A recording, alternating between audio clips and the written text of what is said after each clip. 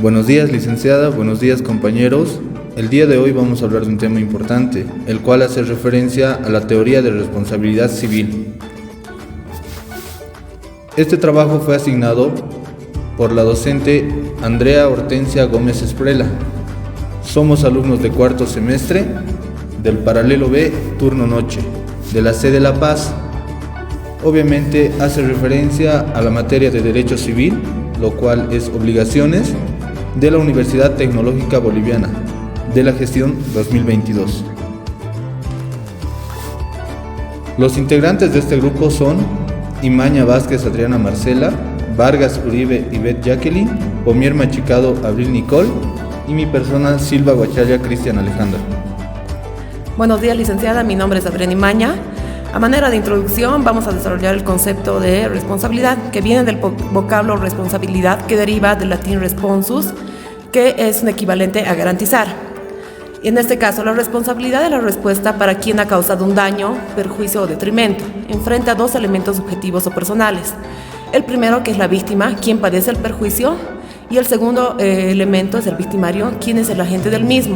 En el caso de un robo, por ejemplo, es la persona que ha perdido algún bien personal, y el victimario sería quien es el responsable que ha sustraído esto.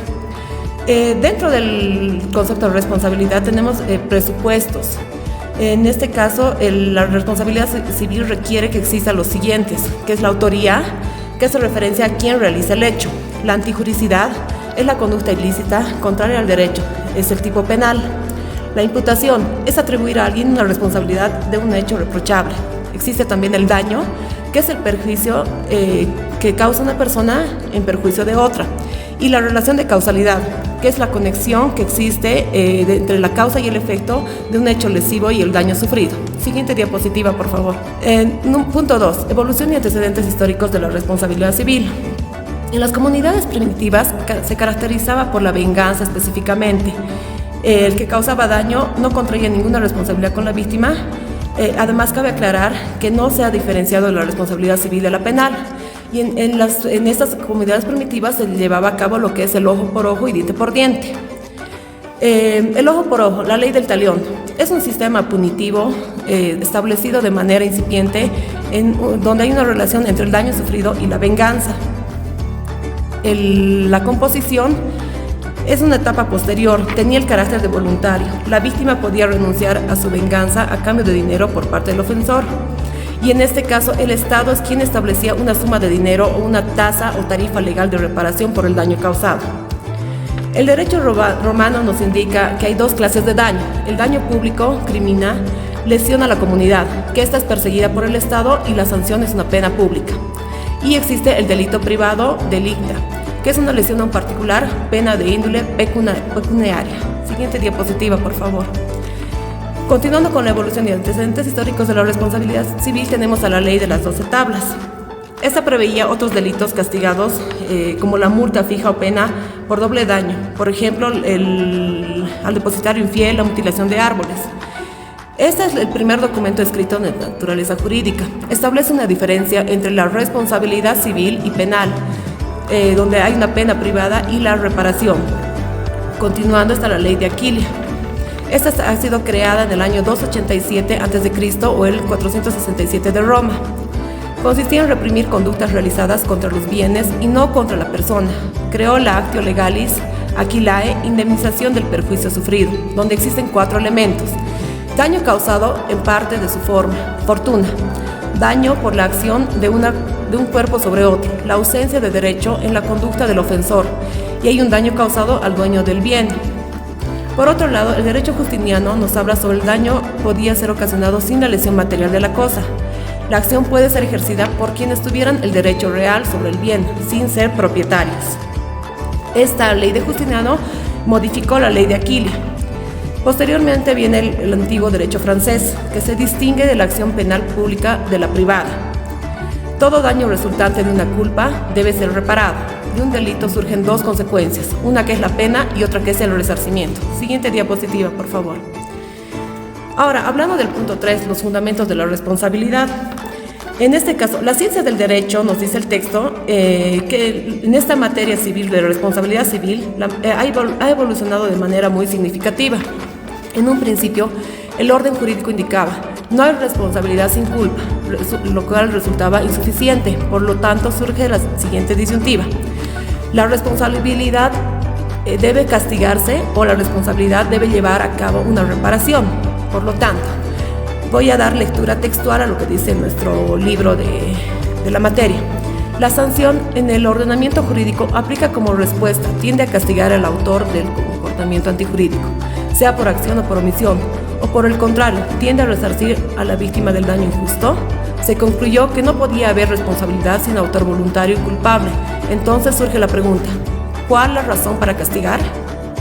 Gracias. Siguiente diapositiva.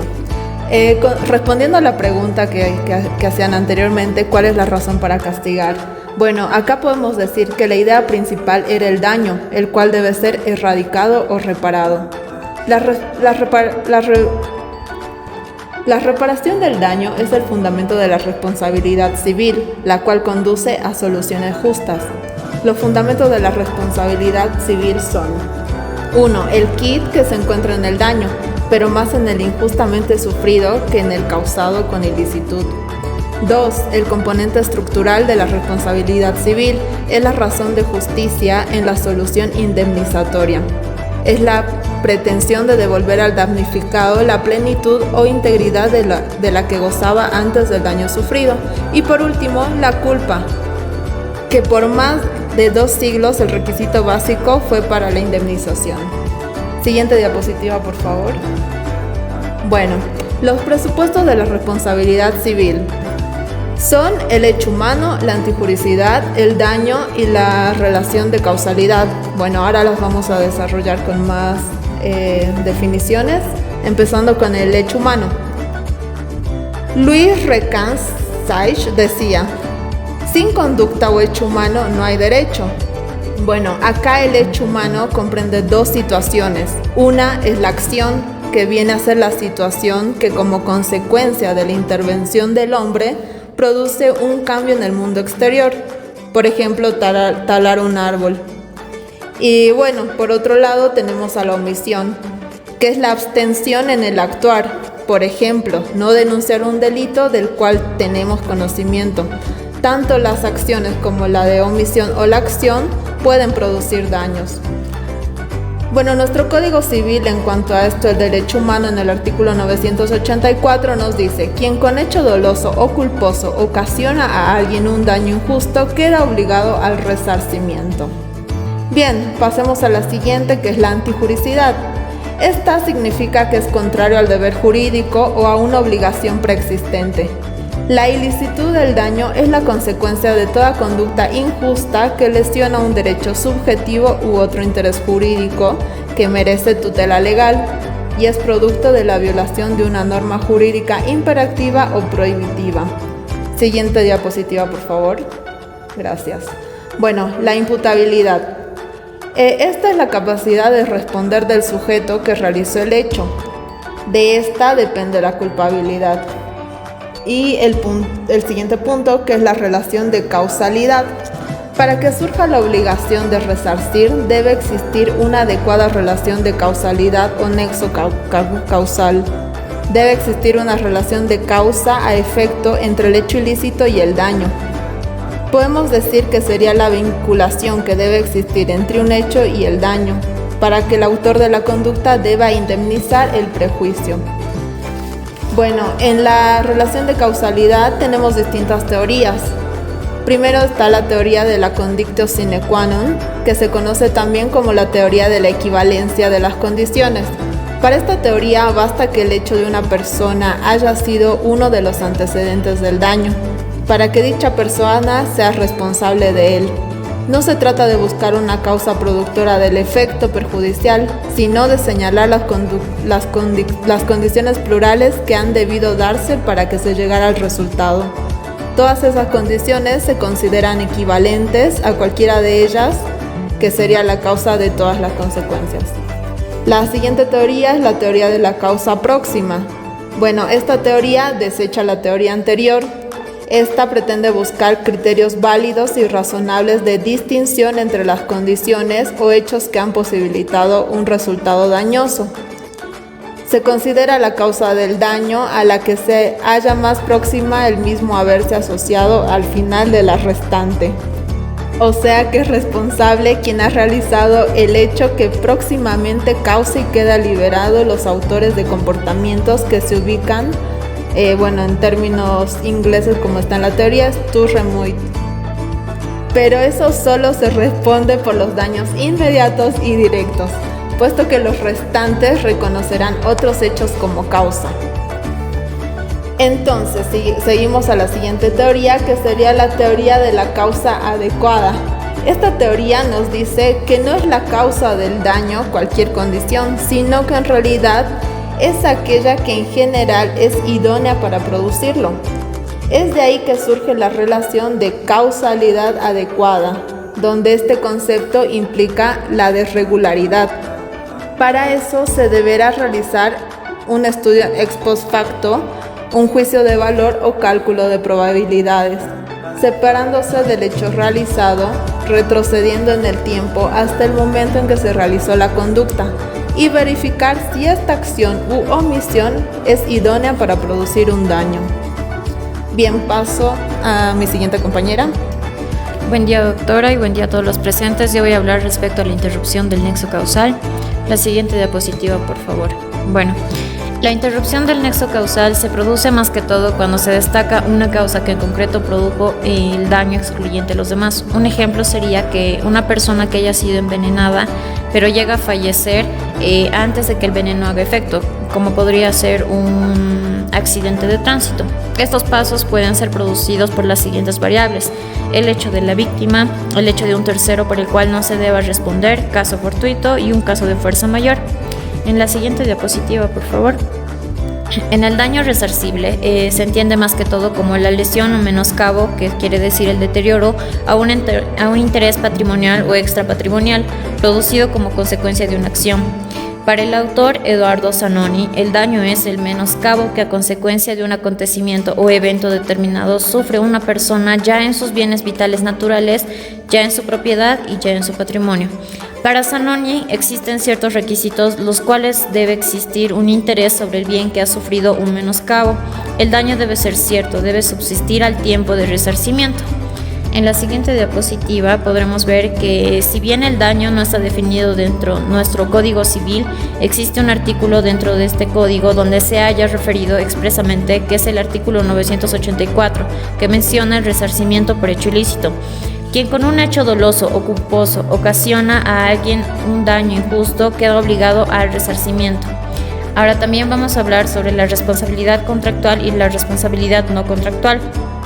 La responsabilidad contractual deviene del incumplimiento de obligaciones de un contrato y la responsabilidad no contractual, al contrario, no deviene del contrato. En la siguiente diapositiva también vamos a observar sobre los factores de la atribución, la cual es la razón suficiente por la cual se justifica que el daño que ha sufrido una persona se traslade económicamente a otro. Los factores subjetivos se toman en cuenta la reprochabilidad de la conducta del sujeto ofensor o dañador, sea porque obró descuidadamente o lo hizo con una intención dañina. Los factores objetivos son los que no tienen en consideración esa reprochabilidad, sino alguna otra razón por la cual es justo provocar un desplazamiento de la consecuencia económica. En este caso, la culpa presupone la imputabilidad, o sea, la capacidad para comprender, conocer y valorar las circunstancias fácticas en que el sujeto se llega a desenvolver. Por eso es que no se puede calificar de culpable la conducta de quien es inimputable. Un ejemplo puede ser la que no se puede culpar de sus actos a una persona que padezca de demencia, ni el actuar de un niño menor de 10 años. La culpa requiere necesariamente la imputabilidad, pues supone la ponderación de las circunstancias para hacer una valoración y previsibilidad de las consecuencias del propio actuar. También la culpa puede presentarse por negligencia consistente en una conducta omisiva de no tomar las precauciones necesarias al encarar una acción. Por ejemplo, la persona que procede a quemar las malezas se va del campo y no puede verificar que el fuego está apagado dentro de su totalidad. La imprudencia es una conducta que consiste en una acción de la cual había que abstenerse o en una acción que ha sido realizada de manera precipitada, como por ejemplo un conductor que antes de conducir ingiere bebidas alcohólicas o un doctor que inyecta a un paciente sin tener previo conocimiento si el paciente padece de alguna alergia a algún medicamento. También la impericia nos menciona que es la incapacidad técnica para el ejercicio de una función determinada, como por ejemplo un médico que desconoce que un determinado medicamento puede producir reacciones alérgicas, no obstante que esta es una eventualidad científicamente comprobada. Y la inobservancia de los reglamentos consiste en no observar las diligencias prescritas por las normas jurídicas por una actividad reglada, por ejemplo, un juez que no dicta una medida cautelar en los términos prescritos por el Código Civil Procesal. Ahora, la culpa se divide prácticamente en dos, en culpa civil y penal. En conclusión, la culpa en tanto civil como penalmente la omisión de la diligencia debida, aunque tengan finalidades distintas y comprometa la responsabilidad según diversos grados y sin perjuicio alguno de que la misma se aprecie en formas más o menos rigurosas o se presuma o no. En la siguiente diapositiva, el dolo se configura como aquella intención maliciosa, el deseo de perjudicar a otro y causar daño. Es el acto ejecutado a sabiendas y con intención de dañar la persona o los derechos del otro. Ahora, dentro de la responsabilidad civil por hecho ajeno, la ley civil en algunos supuestos imputa a una persona las consecuencias jurídicas dañosas de un hecho, del cual otra persona llega a ser la autora de la responsabilidad por el hecho ajeno. Tiene un carácter excepcional porque deroga principios y reglas inmutables de la responsabilidad civil en general. Dentro del Código Civil boliviano se prevé las siguientes responsabilidades por hecho ajeno en los siguientes artículos. En el artículo 990, que nos habla de la responsabilidad del padre, de la madre y del tutor. El artículo 991, que habla sobre la responsabilidad de los maestros y de los que enseñan un oficio. El artículo 992, la responsabilidad de los patronos y comitentes. El artículo 993, la repetición. Y el artículo 994, el resarcimiento. Y ahora paso la palabra a mi siguiente compañero.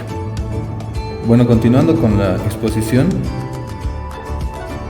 viendo otros puntos, podemos mencionar que es responsabilidad del padre y madre o tutor que estipula en el Código Civil boliviano, en el artículo 990, que cualquiera de ellos debe resarcir el daño causado por sus hijos menores, no emancipados, o justificar de que no pudieron impedir.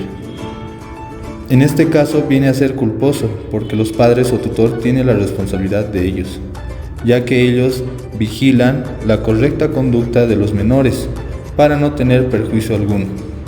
Ahora, si es algo que se escapa de las manos, pueden justificar tal hecho. Otro punto sería respecto de la responsabilidad de los maestros. El Código Civil boliviano, en el artículo 991, lo cual los profesores son los encargados de los estudiantes que están bajo su vigilancia en el momento del aprendizaje. Si no, deben resarcir el daño o pueden comprobar que no pudieron impedir el hecho. En los casos mencionados anteriormente, que vienen a ser civilmente responsables, pueden repetir lo pagado en resarcimiento, lo que indica en el artículo 993 y 994 del Código Civil. Siguiente diapositiva. Responsabilidad civil por el hecho de las cosas. Cuando se produce un daño puede ocurrir que ninguna cosa haya intervenido activa ni pasiva en su producción, porque existe la participación de la mano humana, dando lugar a causar daño, pero también menciona que responde a la voluntad humana, que no quiere dañar, ya sea por impericia o negligencia. Entre ellos está, número 1, daño causado con las cosas. Número 2, daño causado por el vicio de las cosas. Número 3, daño causado por el riesgo de las cosas. El Código Civil boliviano consigna casos de responsabilidad por el hecho de las cosas. Punto, daño ocasionado por cosas en custodia. Daño ocasionado por animales. Esto forma parte a un caso típico de la culpa invigilando o responsabilidad objetiva, ya sea si hay culpa o dolo. Claro, como un ejemplo que podemos mencionar respecto a una construcción o un edificio.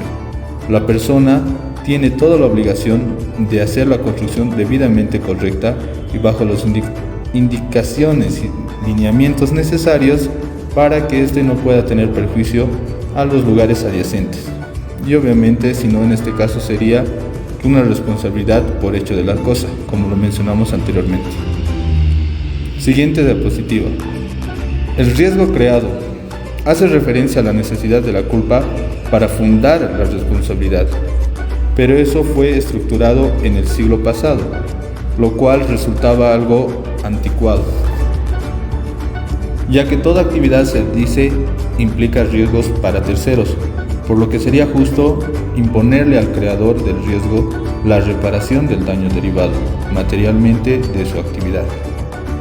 De manera general, la noción del riesgo creado responde al principio de responsabilidad objetiva y solo en caso muy concreto se constituye en factor de atribución de responsabilidad civil. El Código Civil boliviano menciona en el artículo 998 respecto a la actividad peligrosa que en el desempeño de una actividad peligrosa ocasiona a otro un daño obligado a la indemnización si no prueba la culpa de la víctima. Esta situación en el marco legal tiene como nomen juris actividad peligrosa, que lo cual condiciona su procedencia a no demostrar la culpa de la víctima, que se constituye en algo sumamente serio y delicado, lo que conlleva la responsabilidad similar a la fuerza mayor o caso fortuito, que ya fue mencionado y explicado con anterioridad.